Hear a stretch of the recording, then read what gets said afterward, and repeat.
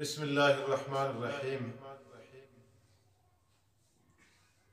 محمد رسول اللہ والذین معہ اشداء علی الکفار رحماء بینہم تراہم رکعا سجدا یبتغون فضلا من اللہ ورضوانا۔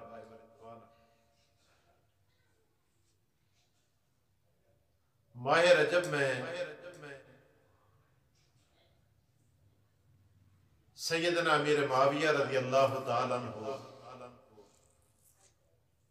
دنیا سے رخصت ہوئے۔ سیدنا امیر معاویہ رضی اللہ تعالیٰ عنہ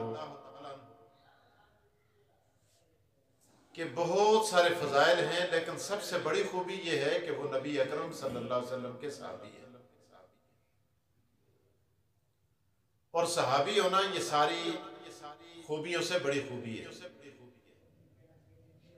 آپ دیکھیں صحابہ کرام کے اندر بڑے کمالات تھے، نمازی بھی تھے، حاجی بھی تھے، مجاہد بھی تھے، سخی بھی تھے، پرہیزگار بھی تھے، لیکن کسی صحابی کو کسی اور کمال سے نہیں پکارا جاتا، بلکہ اگر اس کو کوئی نام دیا جاتا ہے، کوئی لقب دیا جاتا ہے تو وہ صحابی کا لقب دیا جاتا ہے، کیونکہ یہ ساری خوبیوں پر بھاری ہے اور ساری خوبیوں سے بڑی خوبی ہے کسی شخص کا صحابی ہونا۔ تو سیدنا امیر معاویہ رضی اللہ تعالیٰ عنہ کے باقی فضائل اپنی جگہ، لیکن سب سے بڑی فضیلت ان کا صحابی ہونا، یہ ساری فضیلتوں پر بھاری ہے۔ اور پھر اس کے ساتھ ساتھ کاتب وحی ہونا کہ اللہ تعالیٰ کی طرف سے قرآن کریم نازل ہوتا ہے اور حضور اقدس صلی اللہ علیہ وسلم ارشاد فرماتے ہیں اکتب یا معاویہ، اے معاویہ اس قرآن کریم کو اپنے ہاتھوں سے لکھ۔ اور قرآن کریم کا کاتب ہونا، نبی اکرم صلی اللہ علیہ وسلم کے فرمودات کو لکھنا، یہ ان کا ایک اور بہت بڑا کمال ہے۔ اور پھر اسی طرح روایات میں یہ بھی آتا ہے،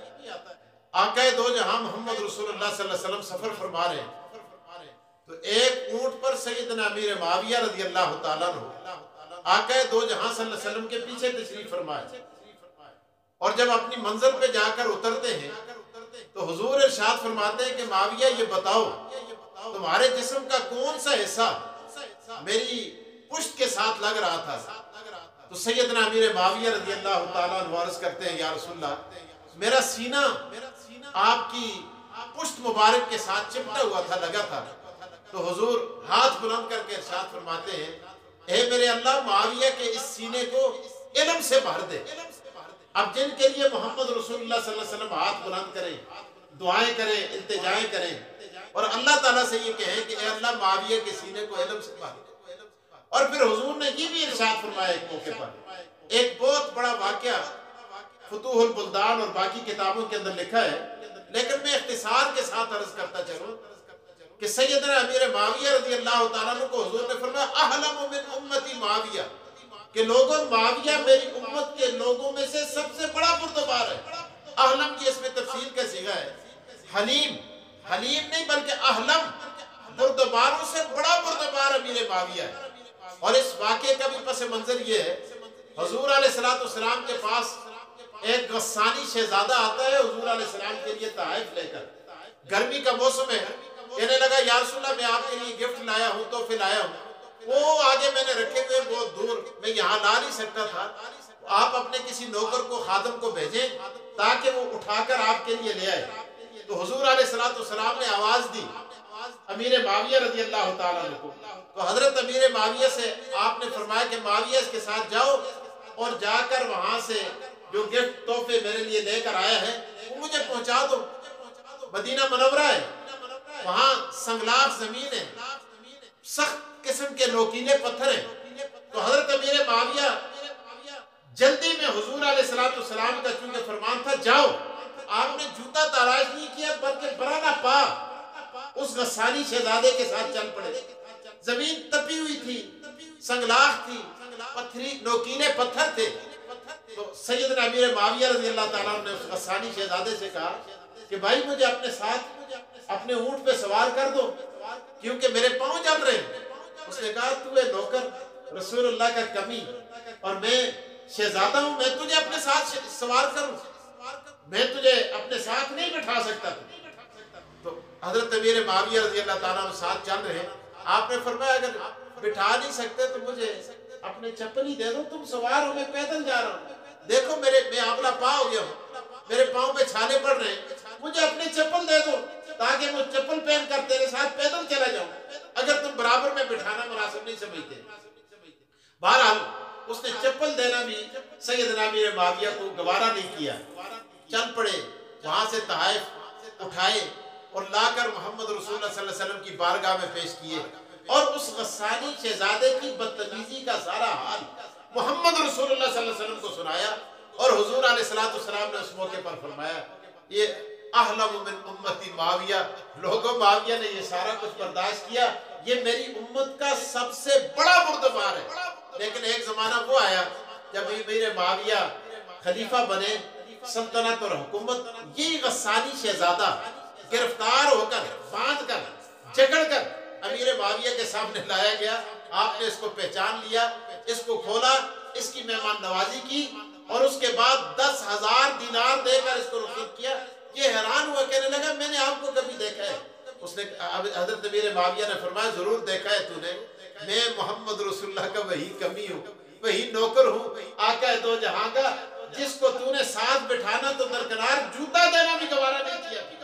آج اللہ پاک نے مجھے عزت دی ہے, حکومت دی ہے, حالانکہ معمولی آدمی نہیں تھے. ابو سفیان جو مکے کا بہت بڑا سردار تھا, اس کے بیٹے تھے سیدنا امیر معاویہ, یہ بھی ایک بہت بڑے شہزادے اور متمول گھرانے سے تعلق رکھتے تھے. تو بہرحال عرض کرنے کا مقصد یہ ہے کہ سیدنا امیر معاویہ رضی اللہ تعالیٰ عنہ کے نبی اکرم صلی اللہ علیہ وسلم کے ساتھ بہت سارے رشتے, بہت سارے تعلقات. حضرت امیر معاویہ کی بہن آقا دو جہاں محمد رسول اللہ کی بیوی ہے ام حبیبہ, اور ایک مرتبہ حضرت امیر معاویہ اپنی بہن کے گھر میں کنگھی کر رہے ہیں, اتنے میں نبی اکرم صلی اللہ علیہ وسلم تشریف لائے, اور حضور علیہ السلام نے فرمایا ام حبیبہ معاویہ تجھے بہت اچھا لگتا ہے؟ یا رسول اللہ مجھے بہت اچھا لگتا ہے. فرمایا جس طرح تجھے معاویہ سے پیار ہے اس طرح مجھ محمد کو بھی معاویہ سے پیار ہے, اور جس طرح مجھے پیار ہے اس طرح خدا کو بھی معاویہ سے پیار ہے. آپ دیکھیں کہ کتنے بڑے صحابی, کتنے عظیم المرتبت صحابی, آج 2 ٹکے کا آدمی اٹھتا ہے, ان پر سب و شتم کرتا ہے, ان کے خلاف باتیں کہتا ہے, ان پر انگشت نمائی کرتا ہے, لیکن سورج کے منہ پر تھوکنے سے تھوک واپس اپنے منہ پر آتا ہے. اور بہت بڑے بڑے لوگ, حضرت عبداللہ بن مبارک رحمہ اللہ سے کسی نے پوچھا کہ سیدنا امیر معاویہ رضی اللہ تعالیٰ عنہ افضل ہیں یا اویس کرنی؟ تو آپ نے فرمایا, حضرت عبداللہ بن مبارک رحمت اللہ تعالیٰ علیہ فرماتے ہیں غبار دخل فی انف فرس معاویہ خیر من اویس. فرمایا لوگوں,